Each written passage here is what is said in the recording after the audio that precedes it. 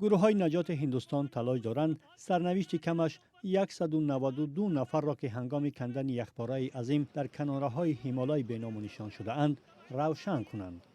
تا صبح روز 8 فوریه جسد کمش 14 کس را پیدا نمودند و تخمین می شود که با ادامه عملیات نجات شماره قربانی ها و زیان به خواجگی ولایت شمالی اتراخند بیشتر خواهد شد.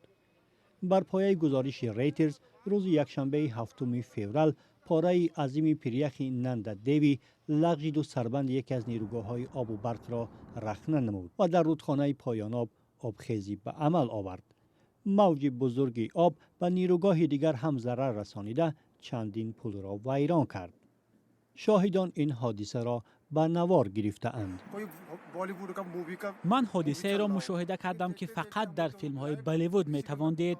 از 50 تا 100 نفر برای نجاتشان از آب فرار می کردند ولی همگی ناکام شدند و آب آنها را به آغوشش کشید.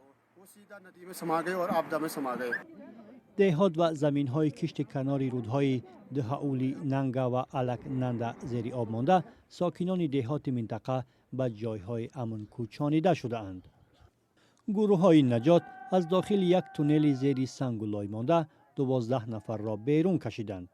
به عملیات نجات در ولایت اتراخند واحدهای پلیس، ارتش و نیروهای هوایی هندوستان سفربر شدند. آنها تلاش دارند از یک تونل دیگر 30 نفر بند مانده را آزاد کنند. تا به حال سبب کندن یخپاره تشخیص نشده است، ولی این منطقه کوهی بارها شاهد ترمه، کوچیدن کوهها و سیل و آبخیزی شده است. سال 2013 بر اثر بارانهای سیل و لغزیدن کوهها در این منطقه شمال هندوستان نزدیک به 6000 نفر به هلاکت رسیده بودند.